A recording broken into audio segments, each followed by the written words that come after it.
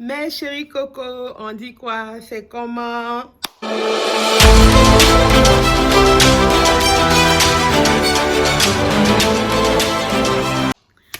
Alors, bonjour ma chérie, j'espère que ça va super bien. Vous allez défiler un peu dans les vidéos que j'ai déjà postées, c'est plus des vidéos en anglais et tout. Mais c'est vrai que je vis aux États-Unis, j'ai voulu faire quelque chose qui allait peut-être un peu toucher les personnes là où je suis, là où je vis et tout. Mais vous savez, quand vous êtes né dans un coin où on parle français, toute votre vie, vous avez parlé le français et tout ça, c'est un peu compliqué de vraiment vous exprimer, de vraiment exprimer ce que vous ressentez dans une autre langue. Vous voyez, donc c'est pour ça que je suis revenue avec une vidéo en anglais pour pouvoir parler, converser avec mes copines, mes go, en tout cas surtout les go, en tout cas les go qui ont besoin d'entendre la parole de Dieu en même temps qui ont besoin d'être boostés. Et puis bon, parler de tout et de rien, parler de la vie, parler des petits conseils, comment prendre soin de soi, comment se maquiller, comment, en tout cas, les petits trucs que nous, les jeunes, là, nous aimons. Ou bien, on n'a pas dit que quand on est en Jésus, on doit être gawa. C'est jamais écrit dans la Bible.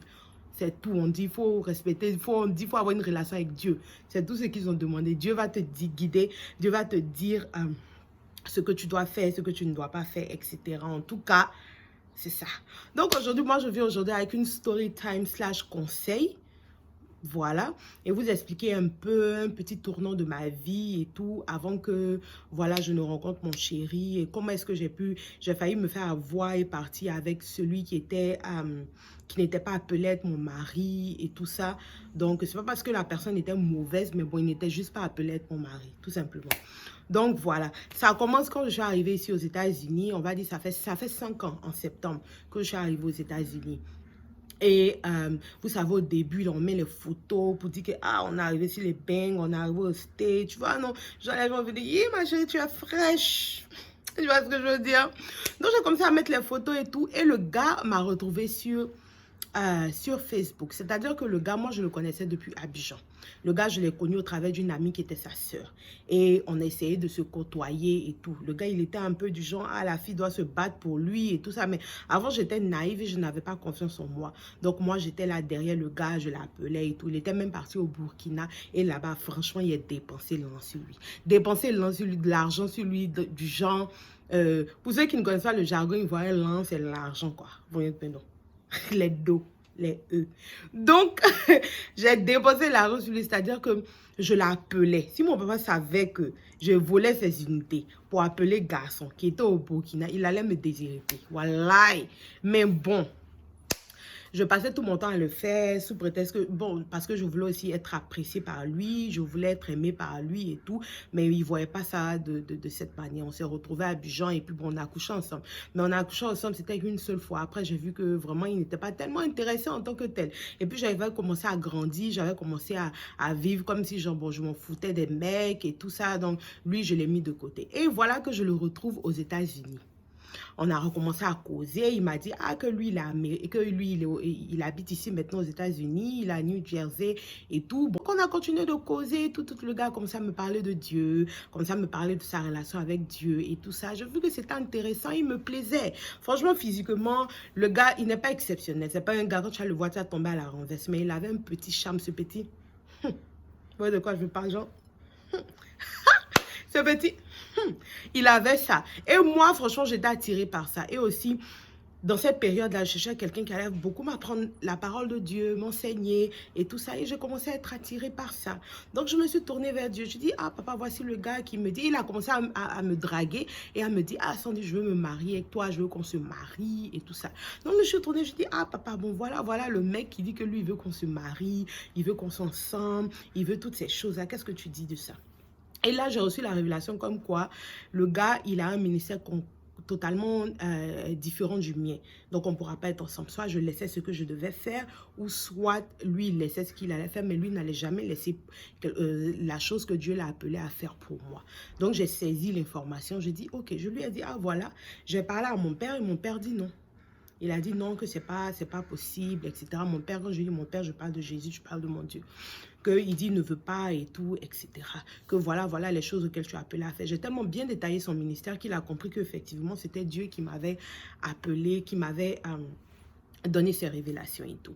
Donc, on avait continué de parler. Bon, après, on s'est perdu. Bon, on a arrêté un peu de communiquer et tout. Faut dire que pour l'histoire de mon mari et tout, j'avais la première révélation qu'on m'a donnée par rapport à mon mari, c'est que mon mari allait être blanc. Par la suite, j'ai eu beaucoup de rêves, parce que Dieu me parle beaucoup par les rêves. Il y a différentes manières par lesquelles Dieu peut te parler. L'une des manières vraiment par lesquelles Dieu nous parle le plus souvent, c'est par nos rêves, parce que là, on est vraiment silencieux, notre esprit est silencieux pour pouvoir capter tout ce qu'il y a à nous dire. Donc, c'est comme ça que Dieu me parlait beaucoup par les rêves, et Dieu m'a beaucoup dit que, en fait, mon mari, ça allait être blanc, un blanc, un blanc, un blanc. Je n'ai vu que 2 fois dans 2 de mes rêves, mon mari était noir de peau, mais bon, moi, je ne savais pas réellement ce que être blanc pour Dieu, c'était. Donc, je me rappelle que dans cette période-là, c'était le temps de la Pâque. On est parti dans une église ivoirienne ici. En tout cas, c'était super. Et le pasteur invité était en bas en train de causer. Moi, je suis venue avec mes amis et mes amis sont partis le voir. Donc, moi, je descends pour aller dire à mes amis, ah, mais c'est comment, Jean, il est là en cas parti et tout. Et en descendant, je les entends parler et l'autre dit, ah, il y a une dame qui disait que, à qui on avait fait des révélations, soit disant qu'elle allait se marier avec un blanc, pour ça elle refusait tous les noirs, elle ne savait pas que le blanc selon Dieu peut être aussi le blanc du cœur, etc. Donc j'ai été choquée parce que j'ai eu l'impression qu'il parlait de moi. Et par la suite, j'ai demandé, mais est-ce que c'est possible? Ça ressemble beaucoup à mon histoire. Voici ce que Dieu m'a dit. Et le pasteur me dit, mais c'est ce que Dieu t'a dit, mais nous ne sommes pas Dieu. D'abord, nous ne sommes pas Dieu. Et aussi, ce que Dieu t'a dit et tout, il faut prier afin que Dieu puisse te donner la révélation. Ça m'a vraiment choquée, un peu embrouillée, parce que j'avais une certaine image, voilà, de ce que mon mari allait être, etc.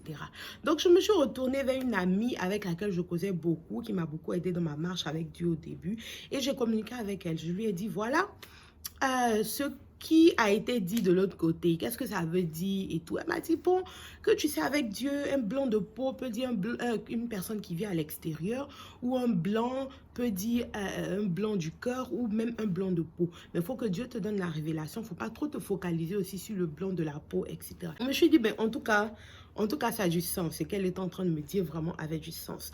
Donc, j'ai commencé à revoir un peu les choses et tout. Et je me suis dit, bon, le mec, il est à côté, il est revenu en train de causer. Pendant ce temps-là, le mec à côté recommençait à me parler, à m'envoyer les messages, à m'écrire, etc. Donc, je me dis, mais le gars, il est revenu. Pourquoi ne pas essayer? C'était ma bêtise, en fait. Parce que Dieu m'avait déjà parlé auparavant et je suis encore revenue là-dessus. C'est comme si Dieu t'a dit, tu n'as pas écouté et tu es reparti. Bon, le reste, c'est à tes risques et périls. Mais comme Dieu est miséricordieux, il ne laisse jamais ses enfants périr. Mon papa, il est trop doux. Donc, c'est comme ça. J'ai recommencé à causer avec le gars, etc. Comme ça, me dire que non, lui voulait être avec moi. Mais en même temps qu'il me disait qu'il voulait être avec moi, il voulait que moi, je me batte pour lui. C'était bizarre. Moi, je suis là. Je me considère comme une couronne. Je suis une reine, mais je me considère comme la couronne sur la tête de mon roi, comme la couronne sur la tête de mon mari. Vous avez déjà vu une couronne se battre pour se mettre sur la tête du roi? C'est le roi qui se bat, qui va en guerre, qui va en bataille, tout ça pour pouvoir se mettre sur la tête pour pouvoir prendre la couronne et la mettre sur sa tête. Donc, moi, je ne vais pas me battre pour lui, en fait. Voilà.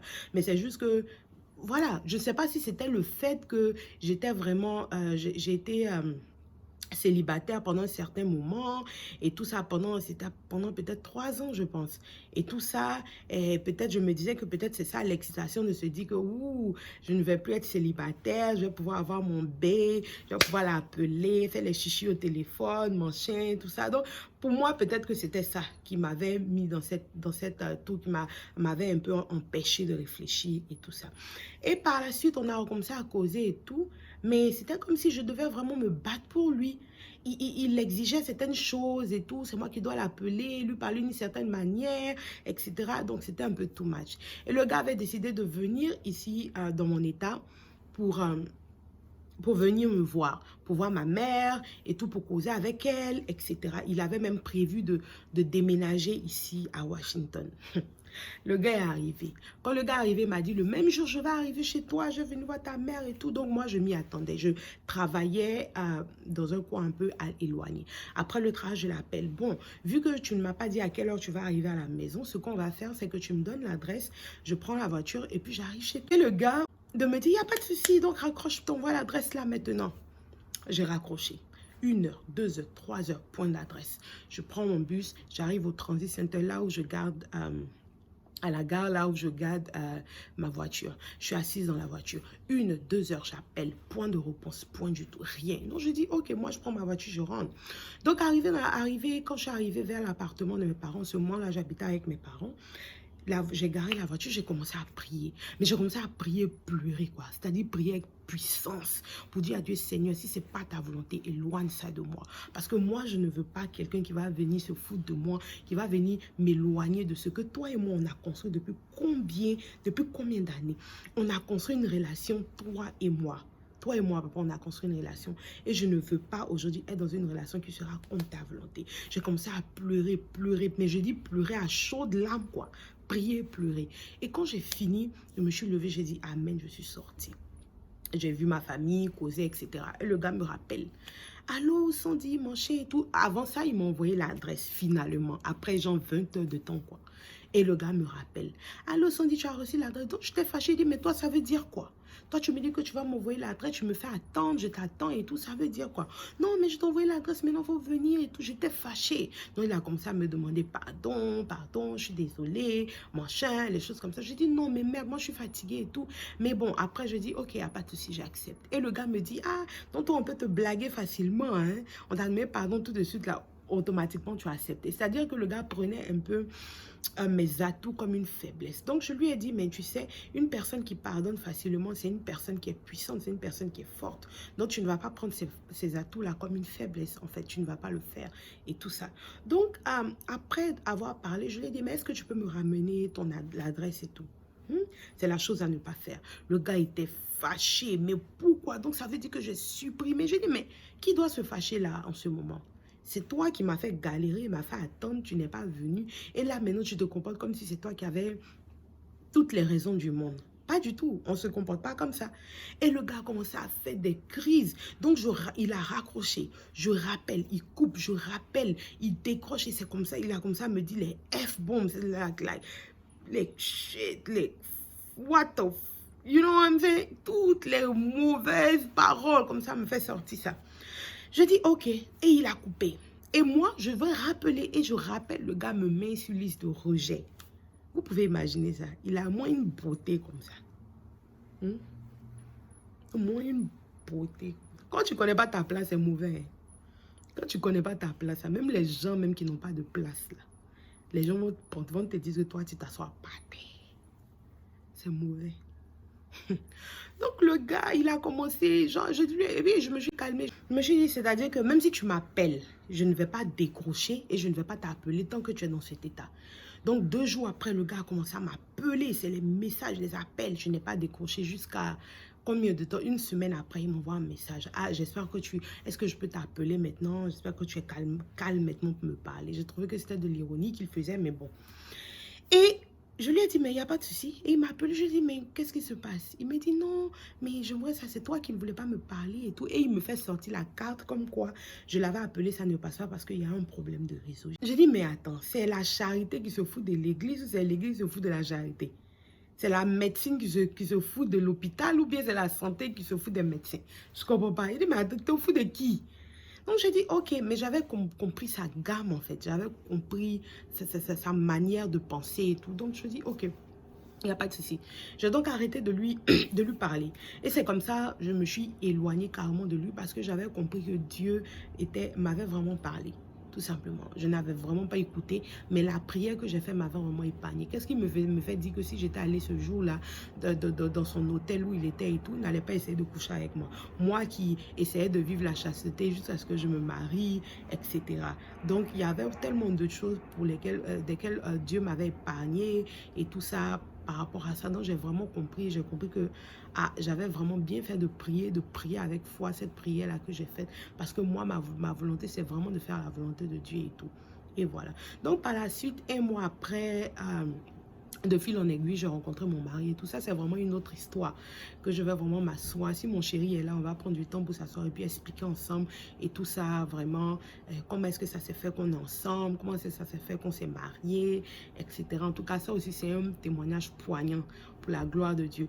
Donc voilà, aujourd'hui, j'ai fait ce petit story time là pour vraiment interpeller mes copines qui sont de l'autre côté. Copines, il te dit la vérité. Il n'y a pas meilleure chose que de faire la volonté de Dieu. Si Dieu t'a dit quelque chose là, il faut te concentrer, il faut garder ton esprit dessus et puis il faut faire. Parce qu'à la fin là, il y a quelque chose de bon qui va arriver. Nous, on ne voit que ce qui est là aujourd'hui devant nous. Mais Dieu Tout-Puissant là, lui, il voit le passé, le futur, le présent. Parce que c'est lui-même qui l'a créé. Donc si lui, il te dit, ma chérie, le mouvement que tu es en train de faire là, ce n'est pas un mouvement qui va t'arranger. Il faut te calmer et puis il faut apprendre tes comprimés, il faut prendre tes calmants. Même si aujourd'hui là, ça te brûle, c'est piment, mais calme-toi. Parce que demain là, ce que tu vas avoir comme bénédiction, il n'y a pas quelqu'un qui pourra t'enlever ça. Parce que Dieu lui-même aura décrété cela. Moi, aujourd'hui, là, je vous encourage, vous, mes copines, mes chicos, les go de la lait, les go in. Franchement, on peut être belle, on peut être magnifique, on peut faire tout. Mais si on n'a pas Jésus, là, si on n'a pas Jésus pour nous guider, là, on va faire les faux pas. Peu importe la manière dont on est intelligente, peu importe la manière dont on s'habille, on est belle, on est in, quand on passe dans le coin, tout le monde se retourne. Mais malgré toute ta beauté, là, il y a quelqu'un qui peut venir foutre toute ta vie en l'air du tic au tac. Donc moi, je veux vraiment vous interpeller. Soyez concentrés, soyez focus. Lorsque vous attendez un miracle de Dieu, là, il y a toujours quelque chose qui va venir essayer de vous mélanger. Ce n'est pas forcément au niveau du mariage, hein. Pas forcément au niveau du mariage. Des fois, tu veux peut-être voyager. Dieu te dit, ah, que toi, tu vas voyager, tu vas partir peut-être dans tel pays, c'est là que ton bonheur arrive, ou bien tu vas voyager. Mais tu faut attendre, tu vas partir peut-être de façon légale. Mais il y a quelqu'un qui vient te dire, oh, viens, moi, il y a un plan pour toi. Tu veux tellement partir, il y a un plan pour toi. Il faut te calmer. Ah, il faut venir, il faut payer 1 million. Moi, il a t'envoyé là-bas pour te mettre dans les bêtises, pour te mettre dans les conneries, pour foutre ta vie en l'air, pendant que Dieu lui-même avait prévu une route, une voie qui allait vraiment t'aider pour atteindre ce qu'il a dit pour toi, pour atteindre ça, tu vois. Donc, calmez-vous, concentrez-vous sur l'essentiel, concentrez-vous sur Jésus. Il n'y a pas deux, il n'y a pas deux, plus jamais avoir deux comme lui. Il n'était pas de quelque chose. Si Dieu, lui, il m'a sorti de là où je suis, du péché dans lequel j'étais, à m'emmener aujourd'hui ici, pour que je m'asseye devant vous, vous, mes copines, pour vous parler, c'est que Dieu qui est en haut, il est puissant. Donc franchement, concentrez-vous sur l'essentiel qui est Dieu. Le temps au mari, le temps au mariage, le temps où Dieu va vous indiquer. Quand vous marchez seulement dans le but pour lequel Dieu vous a créé. Parce que le but, c'est pas avec Dieu, le but, c'est pas comme si tu es ici et puis tu dois atteindre quelque chose de l'autre côté. Mais c'est tous les jours, tu marches dedans. Tous les jours, tu marches dedans. Jusqu'à ce que tu finisses ta marche, on va dire que tu meurs et que tu arrives chez lui et qu'il dise, ah, vraiment mon enfant, tu as fait du bon travail. C'est la seule chose qui nous intéresse sur cette terre-là. Donc voilà. C'était donc my story time. Je vous aime. Merci d'être passé par là, d'avoir regardé la vidéo, liker, commenter, subscribe. Comment on dit subscribe?